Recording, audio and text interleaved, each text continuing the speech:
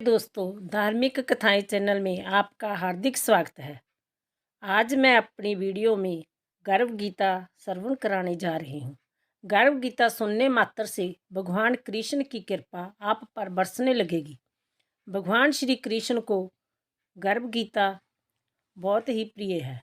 प्यारे दोस्तों, यदि आप भगवान कृष्ण की कृपा पाना चाहते हो, भगवान श्री कृष्ण में आप अपनी हर इच्छा पूरी करवाना चाहते हो, तो गर्भ गीता को अवश्य सुने। बोलो कृष्ण भगवान की जय। भगवान कृष्ण जी का वचन है कि जो प्राणी इस गर्भ गीता को सुनता है वह फिर गर्भवास में नहीं आता।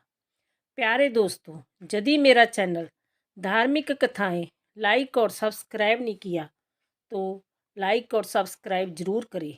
बेल आइकन दबाना ना भूलें ताकि जो आने वाली सभी वीडियोज़ की जानकारी आपको सबसे पहले हो सके। वीडियो को एंड तक ज़रूर सुने। सुनने के बाद कमेंट बॉक्स में राधे राधे लिखना ना भूलें।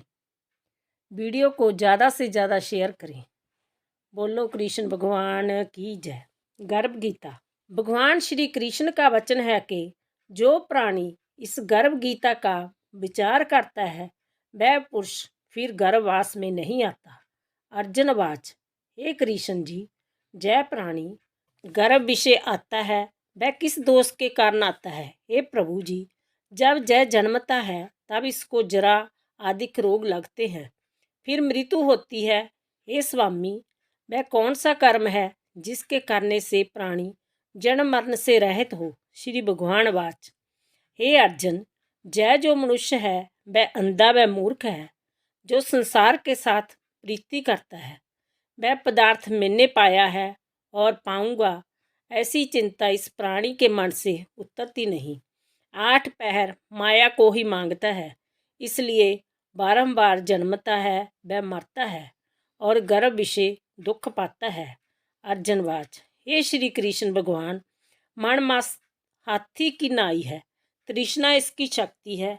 जब मन 5 के बस में है, काम क्रोध लोभ मोह अहंकार, और इन पांचों से अहंकार बहुत बली है, सो कौन जतन है जिससे मन बस में हो? श्री भगवान अवाच, हे अर्जुन, जय मन निश्चय हाथी के नाई है, तृष्णा इसकी शक्ति है, मन 5 के बस में है, अहंकार इनमें श्रेष्ठ है।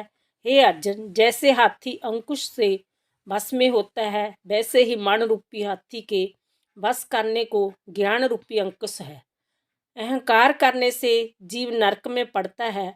अर्जुनवाच, हे कृष्ण भगवान एक दूसरे नाम के लिए वन खंडों में फिरते हैं, एक बैरागी हुए एक धर्म करते हैं।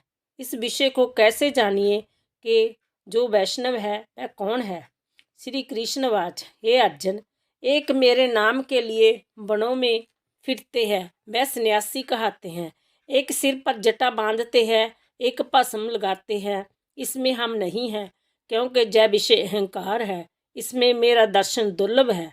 अर्जुनवाच, हे श्री कृष्ण भगवान, वह कौन पाप है जिससे स्त्री मर जाती है? वह कौन पाप है जिससे पुत्र मर जाते हैं? और नपुंसक कौन पाप से होता है?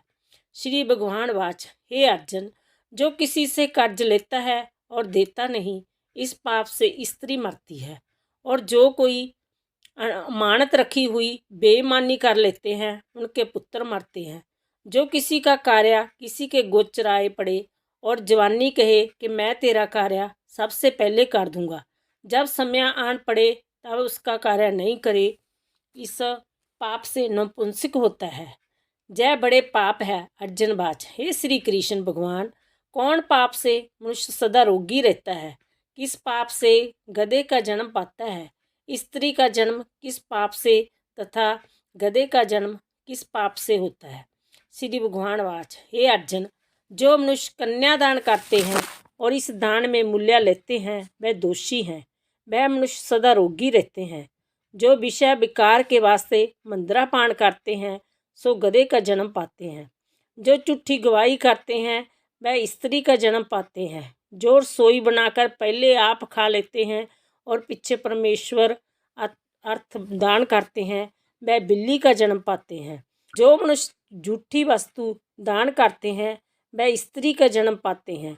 अर्जुनवाच, हे श्री कृष्ण भगवान, कई मनुष्यों को तुमने स्वर्ण दिया है, सो उन्होंने कौन पुण्य किया है? और कई मनुष्यों को आपने हाथी घोड़े रथ दिए हैं, उन्होंने कौन पुण्य किया है?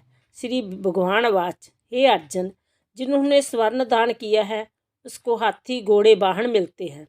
जो परमेश्वर में कन्यादान करते हैं सो पुरुष का जन्म पाते हैं। अर्जुनवाच, हे भगवान, जिन पुरुषों की सुंदर विचित्र देह है उन्होंने कौन कौन पुण्य किया है? किसी के घर संपत्ति है, कोई विद्वान है, उन्होंने कौन पुण्य किया है? श्री भगवान वाच, हे अर्जुन, जिन्होंने अन्नदान किया है उसका स्वरूप सुंदर है, जिन्होंने विद्या दान किया है वह विद्वान होते हैं, जिन्होंने संतों की सेवा की है वह पुत्रवान होते हैं। अर्जुनवाच, हे भगवान, किसी को धन से प्रीति है, कोई स्त्रियों से प्रीति करते हैं, इसका क्या कारण है? श्री कृष्णवाच, हे अर्जुन, किसी का धन स्त्री सब नाश रूप है, मेरी भक्ति का नाश नहीं है। अर्जुनवाच, हे भगवान, राजपाट किसी धर्म से मिलते हैं, विद्या कौन से धर्म से मिलती है? श्री भगवान वाच, हे अर्जुन, जो प्राणी श्री कांशी में निष्काम भक्ति से तप करते हैं वह देह त्यागते हैं, वह राजा होते हैं। जो गुरु की सेवा करता है वह विद्वान होता है। अर्जुनवाच, हे भगवान, किसी को धन अचानक बिना परिश्रम से मिलता है, कोई धन सारी उम्र कतरत नहीं कर पाते, कोई रोग रहित होते हैं, सो उन्होंने कौन पुण्य किए हैं? श्री भगवान वाच, हे अर्जुन, जिन्होंने गुप्त दान किया है उनको धन अनायास ही मिलता है, जिन्होंने परमेश्वर का कार्य और पराया कार्य सवारा है वह रोग से रहित होते हैं।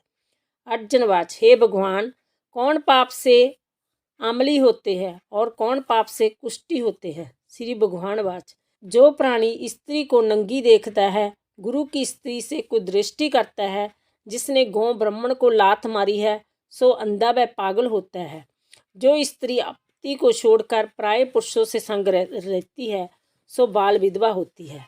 अर्जुनवाच, भगवान, हे श्री कृष्ण, तुम पार ब्रह्मा हो, तुमको मेरा नमस्कार। अभी तक मैं तुमको अपना संबंधी जानता था, अब मैं आपका परमेश्वर रूप जानता हूँ।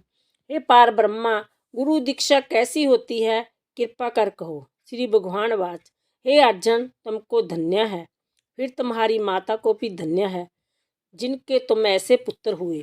गुरु दीक्षा पूछी है, हे अर्जुन, सारे संसार के गुरु जगन्नाथ है, विद्या का गुरु कांशी, चारों वर्णों का गुरु ब्राह्मण, ब्राह्मण का गुरु सन्यासी, सन्यासी उसको कहते हैं जिसने सबको त्याग करके मेरे विषय मन लगाया है, वह ब्राह्मण जगत गुरु है।